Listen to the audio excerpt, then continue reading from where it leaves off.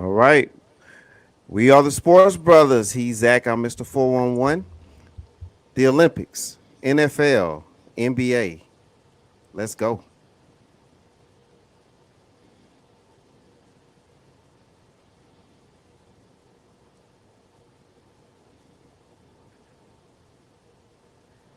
Greetings, for sports fans. Today is August the 3rd, 2021. You are in the Sports Brothers podcast. He is Zach. I'm Mr. 411. How's your day been so far, Zach? The day is good, and he forgot to tell you that we are live from the Macon and the El Paso, Texas. I'm sorry, Macon, Georgia, and El Paso, Texas home studios. Things are great. It has been a wonderful day. How about yourself? Man, I can't complain, man. It's been a wonderful day. As I always tell you, whenever you can wake up and see another one, it's a great one. That is good. Did you get a chance to watch the new episode of, I don't even like calling it Power, so we're just going to say Canaan? I have not, but I will take a look at it very soon. Okay. And then we can follow up on that. But yes, give me this. Is it worth watching tonight? If you are a fan of Power, it is something to watch, and it fills in the blanks.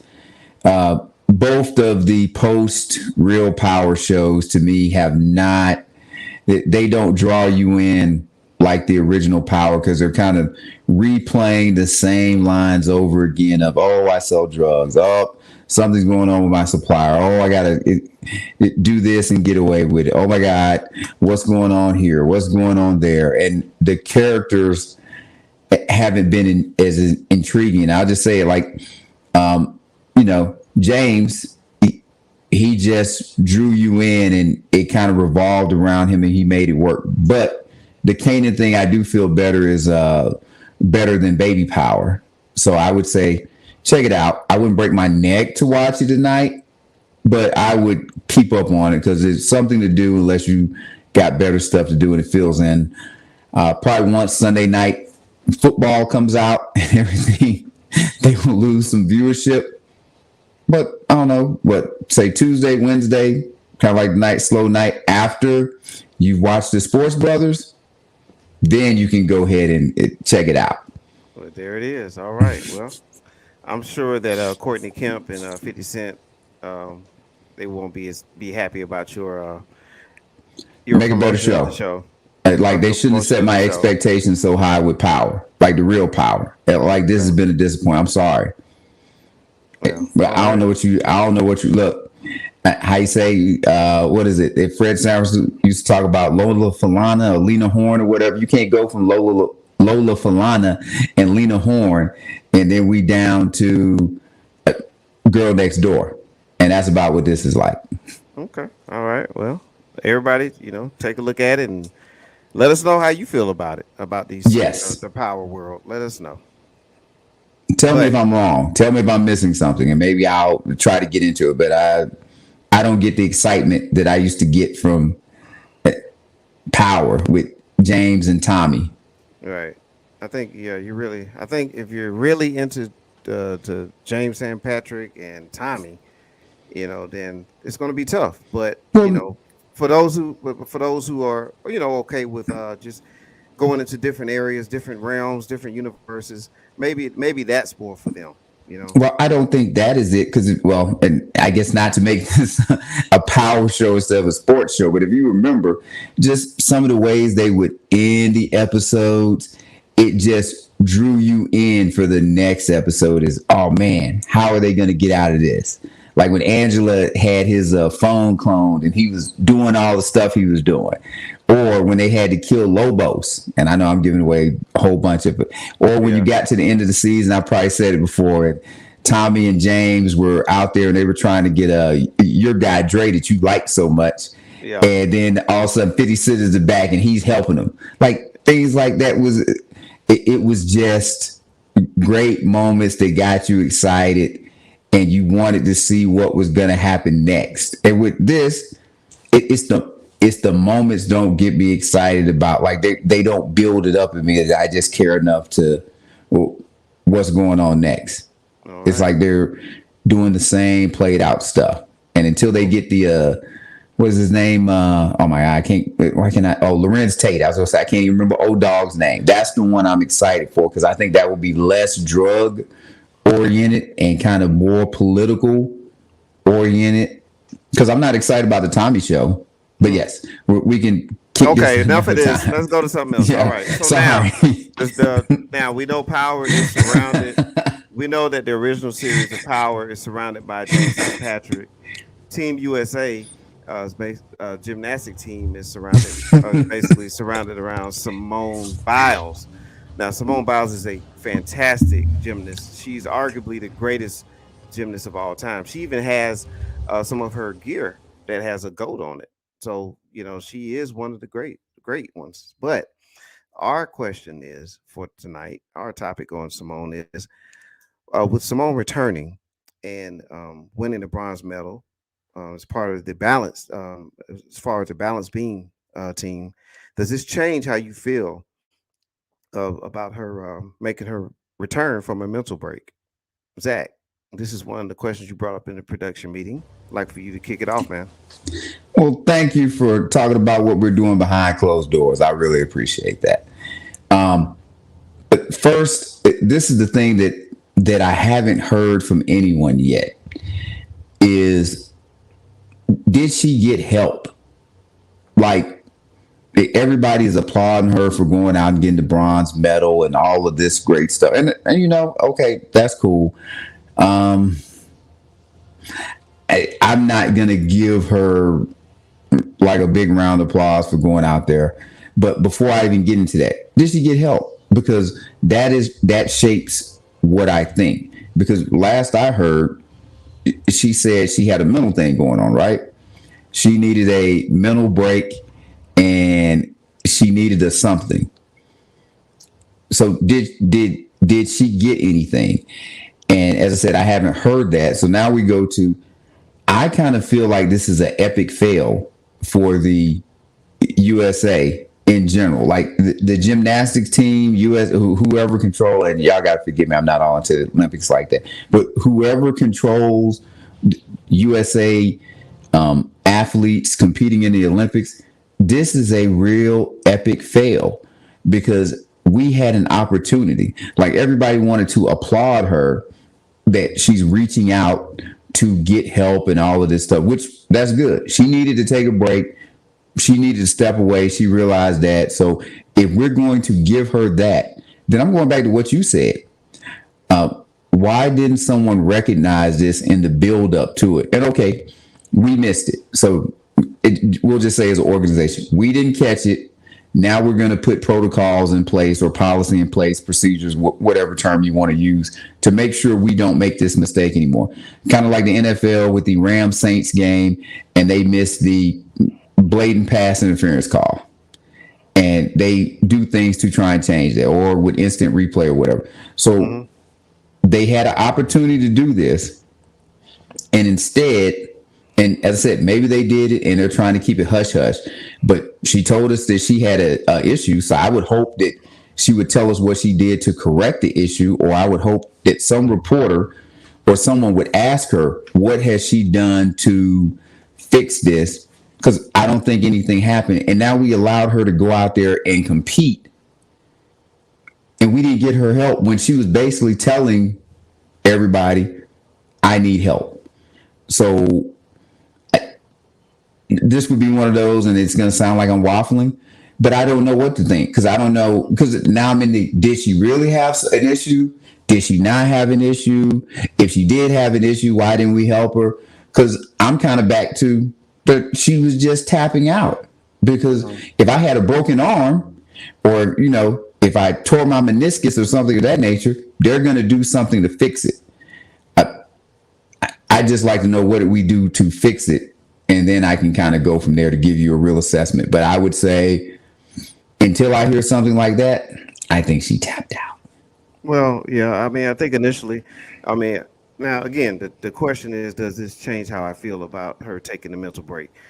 Um, well, it it's going to change it now, and only reason it's going to change it now for me is because just end up reading something in the New York Post. just a few minutes ago, actually, that the reason now is coming out as to why she was having this breakdown. Um, is stated she's now come out and stated that she had an aunt that passed away. So I know a lot of us have aunts, uncles, and family members that are maybe even close, that are real close. So you may have someone Yes, that's basically maybe your mother. I don't know, I as have almost as that. close as your mother, right? So you experienced that. Yes. So maybe with her, it's an aunt that's close, that's basically like her second mother, and it probably put her in a bad place, and maybe mentally she just wasn't ready to perform or able to perform. So does it change how I feel? Yes, it does change it, but it doesn't change what I thought originally and what she discussed before, and that prior to the Olympics, knowing that it was in a during the since this is during the pandemic, and that the athletes were going to compete in a bubble format where she's not going to have like be around with her families and family and friends, and she was not comfortable with that going in, as well as other athletes too. But in this case, since I did receive some information about her aunt passing, I'm going to it's going to change how I feel about it on this in this particular situation. That is good, and I get it. And that's why I say I'm glad you can take that perspective on it. As if for me, I don't really know what to think now because I need more information Yeah, to have a clear thought. Because I'm just going to kind of go with the old school thing and the thinking or whatever is that tough it out or whatever. But yeah, I will say that I would like to. I'm gonna let the producers know this is something we're going to revisit once more information comes out. exactly. I Yeah, we will. will. I will say congratulations to her on the bronze, Hmm. and I do hope she has been able to deal with this and get the help that she is needed. And if Absolutely. not, if she has not, I hope that someone is listening and they take our advice, really take your advice, and put these protocols in place and get her some help so she can be in a good headspace, not even for competition, just for her own well being. Exactly. And by the way, you have on a classic Trailblazers jersey, Clyde Drexler, and that was one of your favorite players when we were kids, and the opponent. Remember, the opponent of Clyde in one of the finals was the Detroit Pistons, with Isaiah Thomas and Joe Dumars, and I remember Isaiah Thomas telling the story about. Matter of fact, I think it might have been the year that Dumars was the MVP of the finals, and they did not tell Joe Dumars that his father passed away until Yes, after the I think game. that I want to say that was the Portland series. Right, right. So it would have been I could after be that wrong, but game. I think it was the Portland finals. Yeah, we can get our producers on that, but Yes. it was after the fact, and then they went and told Joe about the passing of his father because they knew how much his father meant to him, and how that might have affected him. So that tying that back to mental health, we really don't know how people will react when they have tragic things happen in their lives. So that's another example of it. But yes, Mr. 411. Could yes, could sir. could you kind of sort of explain how Joe Dumars could not know his father passed away? Because people that are probably under 30 don't understand how, with all of this stuff going on, that you don't know that something like that is going on. Well, for one, obviously, all the streaming and all the social media wasn't out at that They're time. like, what? So somebody had to call you. You know what I mean? So Yeah, you just confused everybody. They're like, was well, no. was this in But the medieval times? but here's a good thing though. It does. You can go to YouTube and you can look up Bad Boy Pistons and just Google that story and it'll pop up. Or Yes. better yet, we'll place it on our Twitter and our IG and our YouTube Gotcha. page. Yes. I don't know what he was even talking about telling you to go to Google. What's wrong with him? We gonna get you the information. Come check us out. Yeah. All right. Well, let's check something else out. Let's go to the comments and see what's going on out there. All right, Lacey Dawson. She is in the building, Zach. You can read what she said there. Yes, I do see that, and Okay. I hope everyone does. That is good. Look, as long as they, did a something. And I'm not going to say it's too little too late, because the competition part, that's one part of it. But ultimately, she does have to go. Ultimately, she does have to continue on with life. So if she talked to somebody and she got back in a good headspace so she can function as a human being, that is way more important than any of the other stuff. But glad that she did speak to someone, and they did that. So I guess it was being taken seriously, as it should be. Yeah. And Lacey, thank you for your comments. Yes, thank you, Lacey. We miss you. All right, next topic. Let's go to the NFL. Who won the feud between Aaron Rodgers and the Green Bay Packers? And for those who don't know who Aaron Rodgers is, he is the star quarterback. He's the star quarterback of the Green Bay Packers. The current MVP of the NFL. Yes, sir. Who won the feud, Jack? Well, I'm not even going to overcomplicate this, Mr. 411. I'll give you the analogy, and people are going to hate that I do this. And I'm glad Jay-Z doesn't take me too seriously, because obviously he believes I can't take his wife. But Mr. 411, if I am married to Beyonce, I guess it's Carter now, not Knowles, and she wants to leave me, and she said for 3 or 4 months that she wants to leave me, and I still end up waking up in the bed with her every day after she's thrown this fit of trying to leave me, and turns out she can't leave, I'm the winner. Like, I'm the winner. The Packers are the winner, because whenever they play their first game, which I believe will be September 5th, or I guess it could be September 12th, and we'll get that right. I apologize for that. I'm on my college football schedule right now. Go Dogs. He will be taking these snaps, and he hasn't even missed training camp. Like, he was there for the first day of training camp. They won. Like, whatever happens going forward, this year they won. And the best thing that could happen for them is that Aaron Rodgers is mad. He's pissed off. He's talking to some of his teammates. He has them pissed off. And they go out there and they finish what they didn't finish last year. And maybe they finished, I was going to say 13-3, but I forgot we have that extra game now. So they finished 14-3, 15-2. That's going to be weird. Add an extra game, NFL. And win the Super Bowl. Packers won. All right. You think the Packers won? I think Aaron absolutely. Rodgers, and I believe Aaron Rodgers won. And I'm gonna tell you why I feel like Aaron Rodgers won this deal.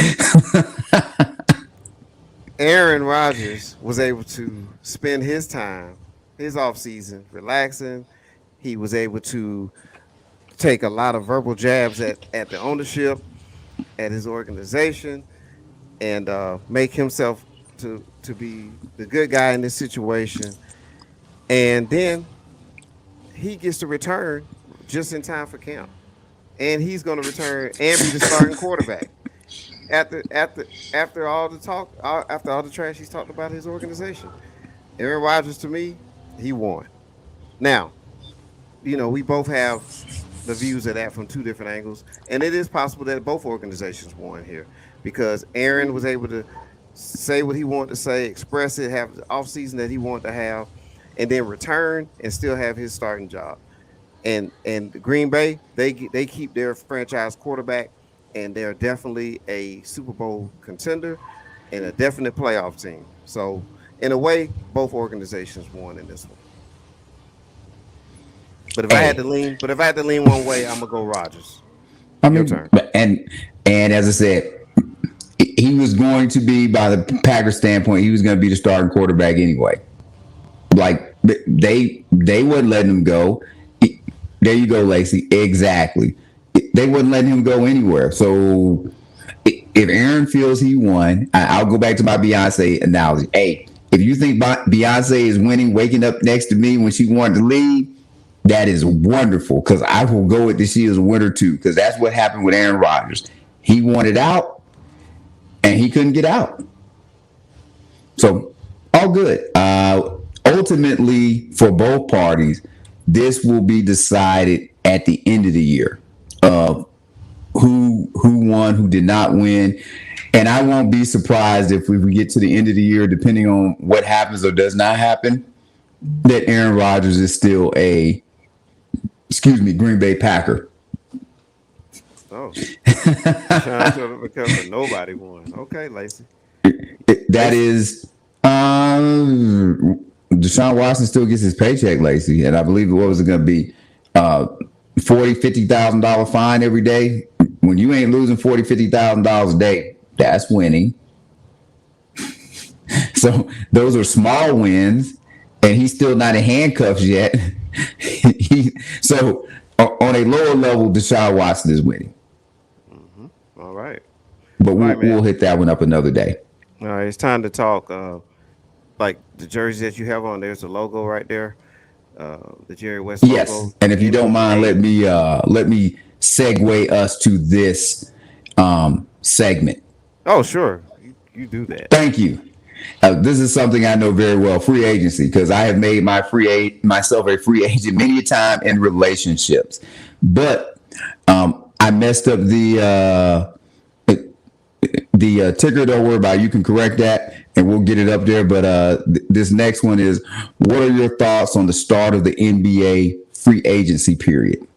And it says you instead of your. So if you want to ask the production team to correct that, you can.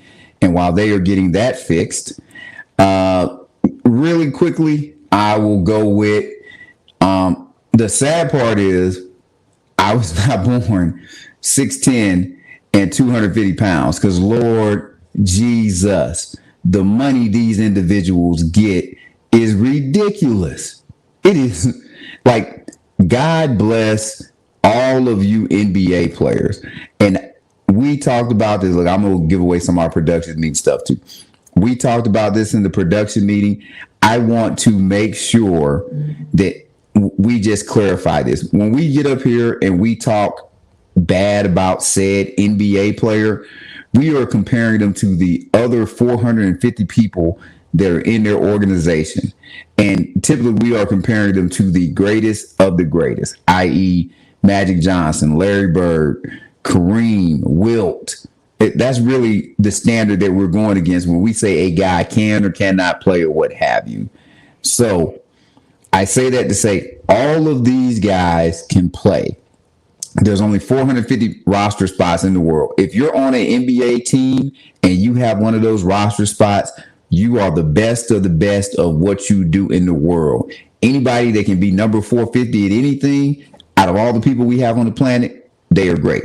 Now, with that said, dude, what are these teams doing with giving all of this money away? And I'm going to go to my team in particular that I follow and support, even though I got on the old school Clyde Drexler jersey.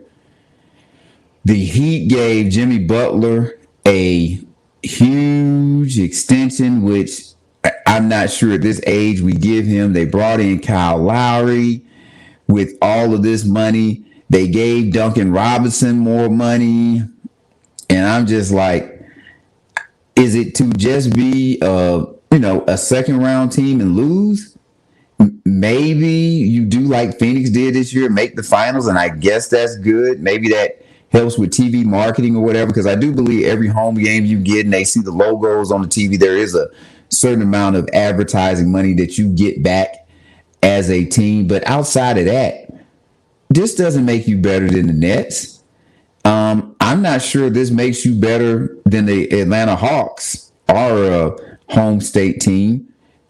It damn sure don't make you better than Milwaukee, because you are a Giannis Antetokounmpo away from being as good as Milwaukee. So I don't understand why you did it. But outside of that, I'll go back to the original statement on this. Why did God bless me to be like 6'10", 250? Mr. 411, like, oh my God, they give these $20, $30 million contracts away like they freaking M&Ms. It's like, Lord Jesus, Well, to be so blessed. Well, you finished? Yes, I didn't want to interrupt. Look, I'm up here feeling sad. I'm not 6'10", man. This will be probably all night now. Well, you're approximately somewhere between 5'9" and 5'11", so somewhere in there. I'm giving you a friendly range there. But if you had Allen Iverson's, I'm closer to the quickness. If you had Allen Iverson's quickness, if you had Michael Jordan's leaping ability, you may have made the NBA even at that Yeah. height. But but but you're right. But hey, a lot of these players are. But over the years and over time, the players have made more and more and more and more money. You remember back in the day when and this is not ancient times, but you remember when Glenn the Big Dog Robinson signed Yes. the 90 to $100 million contract, and And everybody you lost know their damn mind. everyone lost their mind. So now it's just risen. 30 years later, and we can go back to the 60s, and I don't even want to know how much Bill Russell made, during that time. But I mean, compared to what everyone else was making, it was great money. But just using the NBA money, Yes. like over time, it's just become more and more expensive, right? Well, the NBA, and we're just going to use 2021 season. They generated 1.4 Woo. billion in sponsorship revenue. The league profited $7.9 billion. So out of that money, I would hope that what the players are making is pretty fair. I will hope that they can make what they're making now. But with that said, what my take is on the free agent signings. You talked about the Heat. I agree with you in the fact that the Heat made moves, but are they going to win the championship? If you're basing it off winning the championship, I'm with you, Zach. And that's your squad. I don't think they're going to win the title. I do think picking up Lowry was a fit. Like if you just look at the player, I think just the player. Looking at the player, he's an experienced point guard. He plays defense. He's gritty. Yes. It kind 35. of yes, he is, but it kind of fits the mold. It fits the mold of what the Heat does in their culture. So if you're looking at it just as the player, I think Kyle Lowry going to Heat was a good fit. Is it gonna? We'll see what happens as the season progresses. The Atlanta Hawks, they, me and you talked about this before, but they Trey Young signing that rookie max contract, Woo. 5 years, 207 mil. Um, Woo. that's major. But as we and but for the Hawks, that is a win. They obviously we're going to keep them, but that was good for the Hawks.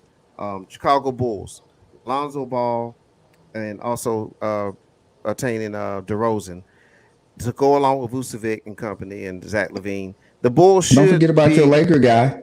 well. Yeah, Caruso signed as well too, and he's going to have a great role off the bench.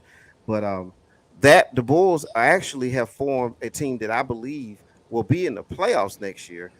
Uh, I would say the lower half of the playoff, but hey, for a team that didn't make the playoffs and haven't been a consistent playoff participant, they're looking like they're building something there that that may lead them somewhere in the long run. I like the veteran help with DeRozan. I think that's going to help the young guys on that team. Philadelphia signing Drummond. I think that's an intriguing move there with Embiid. I think that one thing it does, it gives him a little insurance, or even allows Embiid to take those player man, I mean, those maintenance nights off, if you will. You know what I'm saying? So I think that's going to help Simmons in that realm. Utah picking up Mike Conley Jr. That's going to um, keep them together. They're keep that consistency there. They can run it back another year. He's been in the system now, so now I think that's a smooth transition into next season for them. Tim Hardaway signing with Dallas, excellent outside shooter. He's really played well in the playoffs. I think you need shooters around Luka because he plays similar to LeBron where he drives and kicks. New York Knicks. I'm gonna give you a player, and I think the Knicks made a great decision here. They picked up Fournier, and he obviously, he scored 28 against Team USA for his country in France. But I think the Knicks, he's going to be a much better player for the Knicks because he shoots from the outside, and the Knicks need it. They need shooting. In Boston, I think between Tatum and then if you bring Jalen Brown comes back healthy, they need the ball a lot. They play more off of a dribble, and I don't think that really fits Fournier. But I think with the Knicks, he's going to be used a lot. His usage rate is going to go up, and his scoring is going to go up. So if you play fantasy basketball, keep that name in mind. But I'm gonna pass it back to you for a moment, and then I want you to bring it back to me about the Lakers. Bring it back to you about the Lakers. There's not much else for me to do as far or say as far as the free agency. Just getting started. we will see how the teams keep spending money. Like I don't think things have changed too much. I Bucks should still be towards the top. I would still expect the Nets to be towards the top. The 76ers, I'm not sure what they are trying to do. They signed Drummond, so excuse me. That lets me know that they are preparing for Embiid to get injured as normal. So that's not necessarily, I'd say, a good sign when you're like, oh, Embiid is going to get hurt. We'll have to figure it out in the West because you said the Lakers, and the Lakers made some moves. I'm not sure who the best team is in the West right now. I'd say currently I wouldn't expect the team from the West to win. I would give you the Bucks or the Nets will win the title, and then we got to Jazz have to figure some things out. Lakers have to figure some things out. Suns. Who else is kind of Clippers? All of those teams at the top, they got to figure things out in the West. So nothing is clear for me off of free agency yet. Yeah. Well, you also go ahead and talk about your Lakers. Well, before I do that, let's go ahead and put the other tab out there. The best move and the worst move. Again, as far as best move, right now, I think the best move is a move that no one's talking about, and that's Patty Mills. Patty Mills to Brooklyn. Well, I thought you were going to steal mine, so go ahead. That's good. No, I'm glad you didn't take it. Yeah, I like Patty Mills. I like that move there. Again, it's fit. It's the type of player that they need. And if you have a Kyrie that's down, or he's going to get in and set your clock to it, right? Yep. Patty Mills can come right in, and Patty Mills can play the 1 and the 2. He's been coached. He's a champion. He's a champion. He's played in the Spurs system for a long time. Sean Marks is over there in basketball operations. Is great tie-in with the Spurs history, and again, he's a very good basketball player that can play 2 positions for you and can score and facilitate. And I think that's the move. That's one of the best moves there. Before we go to the worst move, and then I was just about to stop you. Go ahead and let me do that. Now I will say, because everything has been happening fast and furiously, I did not know Patty Mills had gone to the Nets, and I like that. That is, as you said, because Kyrie's going to go down. Like he's just, I will be nice on the podcast, but he's going to go down. I am surprised you did not choose this one, and I am choosing it. Lonzo Ball to the Bulls is my best move. Right.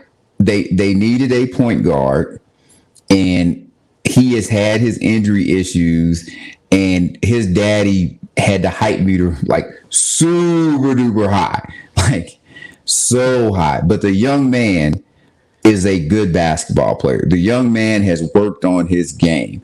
Is this year 5 for him? Maybe year 6 or what have you? Somewhere up in there. He should be getting his man bones now. He should have a understanding of the NBA. I know it's going to be a new environment, so this will be his 3rd team. But the good thing for him here is the Lakers, there was a whole lot of pressure built up in the sense that he was supposed to be this next. And it's hard to be the next Magic Johnson because there really ain't going to be a next Magic Johnson. Then he goes to the Pelicans, and, you're just kind of like they probably wanted him in the trade, but also they didn't necessarily really want him because they wanted to keep Anthony Davis. With the Bulls, this is a team that is investing in him, and they want him. He will get an opportunity to flourish. I think he will. It is a good fit with Zach LaVine because Zach LaVine likes to shoot the ball, so great for him. Lonzo, his thing is not necessarily shooting, but it is distributing, helping others get shots. So it should be a good fit. And he's a taller guard. So from a defensive standpoint, that should help them too. And he's worked on his shooting. We're just doing all our off-camera stuff today. But as you said off camera today, I wasn't necessarily down on Lonzo Ball. I just kind of said he's going to be in that Ricky Rubio time, frame. And people would think that looks bad, but I'm going back to he has been in the league for a long time and 1 of 450. So that would be my best move. Right, and he is heading into his fifth season. He's only been in the league 4 years. That's correct. It seems like longer, but good for him, and Yeah, good for him to get paid. And LeVar hasn't been. Congrats to that family. yeah, job well done. As far as worst moves, this was the toughest one, Zach, because it's so early right now, and to say worst move because there's a lot of teams that are picking up players, and you know, like for example, a lot of guys are getting picked up, and they are going to just basically be role players. So I don't want to say that's a worst move. Right now, picking up a lot of the free agents across the league. Um, Based on the ones that I just mentioned, I really don't have a major issue with any of it, because a lot of teams had to do what they had to do. If you look at it just contractually, I might look at the Chris Paul signing, but you need to have Chris Paul if you're Phoenix because you need to run it back with the floor general. So right now, man, I really don't have a worse move right now.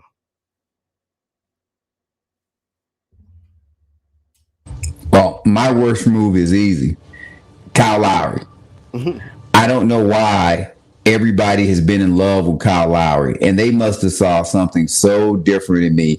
And this is why winning an NBA title can be great for individuals' legacy because we boost them up much higher than what they are. Because my recollection of Kyle Lowry before the title is he was the dude that was helping Toronto underachieve year in and year out.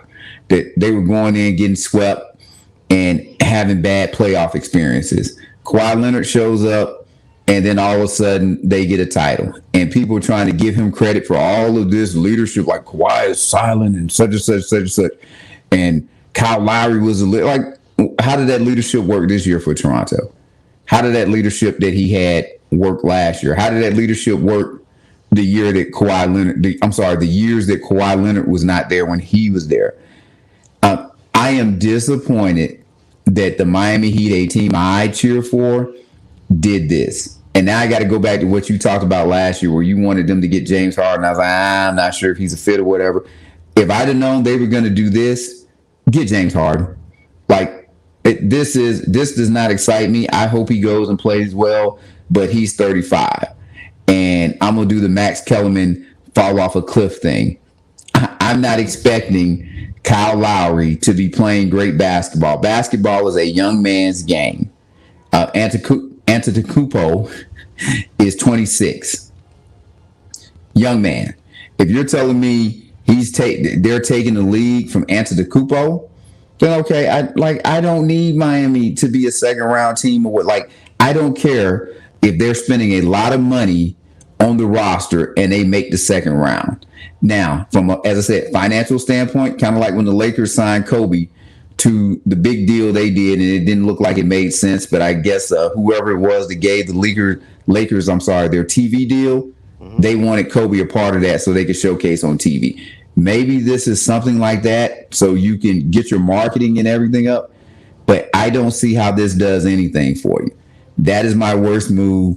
And I'm not sure that there's going to be much that can happen in this free agency period that won't make me continue to say that that is the worst move. And I might be taking that a little personal since that's the team I root for. All right. Well, you see, Lacey Dawson has a question up on the board. What about Russell Westbrook? And this is probably going to be the most talked about move in free agency.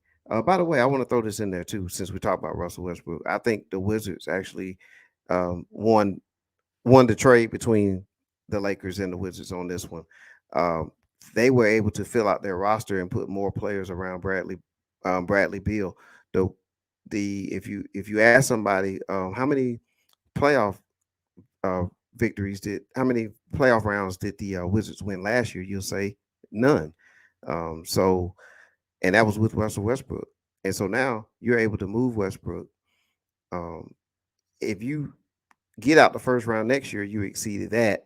But even if you don't, hey, you were able to end up where you were the previous season, but not having to eat the huge contract of Westbrook. Um, so I think that was a good move there.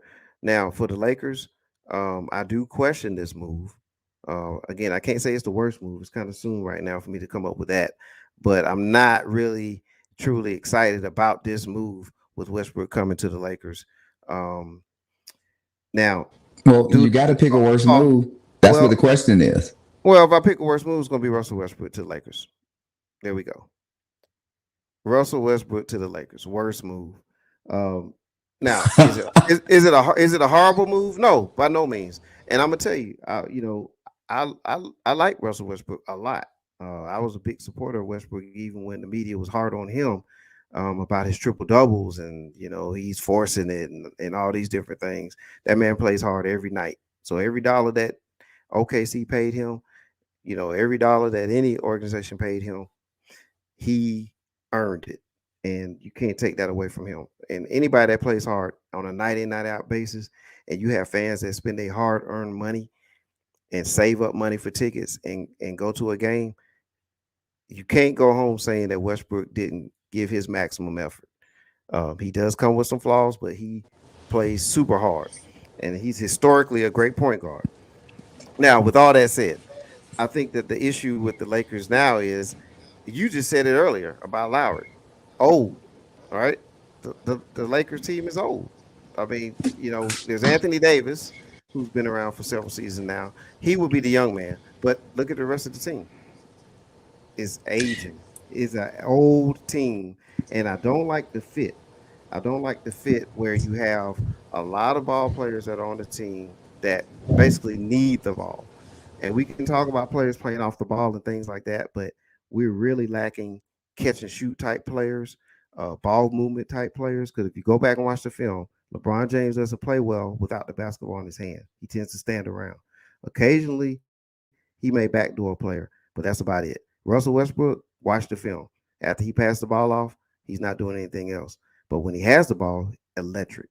And so, how is that going to work throughout the entire season? How are these players going to last night in and night out? Where's the first defensive player, the other defensive player on this team, a true defensive player besides Anthony Davis? I don't see it there. Is Carmelo Anthony the signing of Carmelo? Is he a catch and shoot player? Because that's the type of role that you have to have when you play with the Westbrook and with the LeBron. So those are a lot of the questions that I have about the Lakers. Now, here's one more thing. Going back to Russell Westbrook, he is a 9-time All-Star, 2-time scoring champion, three-time assist champion, 9 times All-NBA player, 2-time MVP, the 08-09 Rookie of the Year, the 2016-2017 league MVP. However, when we get into the playoffs and in the crunch time of games, his free throw percentage last season 66%. 66%. LeBron James, 17-time All-Star, 3-time league, 4-time league MVP, 3-time All-Star MVP, 2019-20 season assist leader, 17-time All-Star. I mean, All NBA, 4-time Finals MVP again, the 03-04 Rookie of the Year, the 07-08 scoring champion, a 6-time All NBA defensive player, which he's past his defensive prime. In crunch time, in games, think about LeBron. He's shooting 69% this past season from the free throw line, and in the postseason, he shot 60% from the free throw line. I have issues there with the free throw shooting late in the game, and Westbrook and LeBron have to be on the floor. So May, may I ask a where are we question? going with that? What did LeBron shoot? What was his free throw percentage when they won the championship 2 years ago? When they won it 2 years ago? And we can come back to that. But my Yeah, guess is that's he two didn't years shoot ago. free throws. My I mean, just wondering. And you said Russell Westbrook is a 9-time All NBA performer, correct? Yep, Is that pretty good? it's pretty good. You know how many times Kyle Lowry has been All NBA? Tell me. Once. There you go. So Right, but he was 9 times. at least But he and was. That's my point. Westbrook isn't Westbrook younger than Kyle Lowry? technically. He is. Westbrook ain't 35 yet, so he's younger than Kyle Lowry. Yeah. So I'm still gonna go with the Heat ended up getting a worse player than what the Lakers got. Because whatever Westbrook is, at least he has some credentials going with it. But I get you. I can understand that about fit or what have you. So I'm not going to dismiss what you're saying. But at least you got a guy that you know can play basketball Well, I think they with both can Kyle play Lowry. basketball. I I think they don't both play basketball. at a high level. I'm sorry. Well, Westbrook can play at a high level. but here's the other thing with that, Zach. Westbrook is more of a player, again, with usage rate, and all the time, and all the accolades that were given to Westbrook. For the most part, he did that during a run where he was the guy. He was the guy that had the ball all the time, and now he's not going to be in that situation because we know for a fact Anthony Davis. We both agree is the best player on the Lakers, arguably top five in the NBA when healthy, because of his great defense and offensive prowess. And Yes, you then didn't give LeBron, us his stats. I saw you ignored that. yeah. But I mean, because already, but he's not the issue. And so, like, but then on top of that, LeBron James is going to handle the ball. We can say what we want. I mean, Magic Johnson said it when he brought LeBron over. Oh, LeBron, it's gonna be great to see you off the ball, and Lonzo's gonna throw alley oop here, and we're gonna turn, throw it up here, and and then what happened? LeBron had the ball and did what he does all his career, Yes. which worked, which led him to multiple titles. So not saying it didn't work, but again, if he's gonna have the ball and Russell plays with the ball all the time, I have my list of players who have the ball all the time. Is Harden, Westbrook, LeBron. Now add Luka to that. Players like that, you need more catch and shoot type guys around. And I just don't see how this is going to mesh throughout a season. And then one defensive player on the roster that can legitimately play defense, and that's Anthony Davis right now. So where's the youth throughout the entire season on a 82 game grind? The Lakers didn't even the NBA didn't play a full 82 this past season, and LeBron went down and AD went down. So I gotta say at some point in time they're both gonna go down again throughout an 82 game grind. So I just have a lot of questions with these moves right here, and so that's why that's just my side of it. And fans, you just got a taste of what the Laker locker room is like because we went all off what was the worst move and we gave a complete breakdown of the Lakers. But that is Mr. 411's team. So there you go.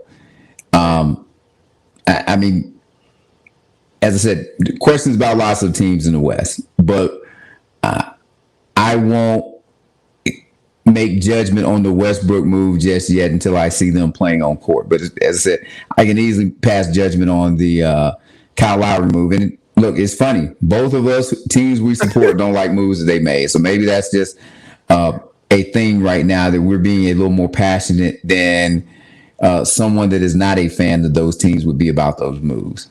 Because what's his name? For Sports Illustrated. I don't want to get his name wrong. What's his name? Michael Pena of Sports Illustrated. He loves everything that the Heat did. So he's totally opposite of me. Every move they did, the Jimmy Butler signing, the Duncan Robinson signing, and Kyle Lowry, he loves it all. Yeah. And very unhappy for me. Well, that's the beauty of it. We'll see. Like all of this plays out. And we know, like at the start of last season, I'm sure everybody had a thing. And then we get into the season, and then all of a sudden, injuries and other stuff causes it to turn. I will just say once again, championships can sometimes skew how we feel about players. Kyle Lowry is getting a lot of credit for winning a championship, and he was a contributor to that team. Like he wasn't just along for the ride, but even throughout the process of that playoffs, I felt like he was still being Kyle Lowry-ish. Oh. And like, I don't think Budenholzer is some all-time great coach just because he won a championship. And it's many times coaches get criticized or don't get credit because they just had great players. Yet we're given, and when I say we, fans in general are just in love with Kyle Lowry right now. We'll see. He'll get an opportunity to play it out on the court, but we will see how that works out. Oh yeah, we'll definitely check it out. We'll check our teams out, and yes, that's why we're the Sports Brothers Act. I think we give our teams a tough time, and I thought it was another reason we were the Sports Brothers, but that sounds good too. we've been also been called sports haters, if you will, because we give our teams a tough time. But let's thank freaking frack. Let's thank Lacey Dawson here. She came with the stats. Absolutely. There. Russell Westbrook is 32, so he is not a spring chicken, but he is younger than Lowry. Much younger, if we're going by basketball years. All right, we really thank Lacey for her inside information there. Very good. We Very do. good insight. Look at her again. She loves it. All right, check us out. We are on YouTube. We're on the IG. We are on Twitter. And the way to find us is type it in as you see there. The THA Sports with a Z Brothers AS. The Sports Brothers. Say that with a little swag, Zach. Say that with a little swag. Hey, you know what? Until you said that, I was gonna say you actually sounded pretty cool right there. You could have almost played the Fonz for an episode on Happy Days the way you were rolling. Then you got to the end and you just let it fall all apart. All right. Well, I like how you just ignored what I asked you to do, which is you say it with a little swag. I don't even know what that is. That's for young people. All right. Okay. You don't know what swag is. All right. Nope. You're not saucy. Not in my vernacular. You're not saucy. No swag. Is that what you put on your steak or something? No drip. Okay. All right. Is it raining? All right, Zach. You should be a politician. You got a leak somewhere? You should be a politician the way you got out of that one, man. But Zach, I do thank you for being on, taking the time to be on here. We are the Sports Brothers. We thank you, Mr. 411. And all the fans out there, I just want to let y'all know, be happy, be excited. I had a Black Widow playing in the background up front, and it was a little louder than whatever. So if you haven't seen the movie, maybe you heard a few parts. Good movie. Go check it out. Yeah. All right.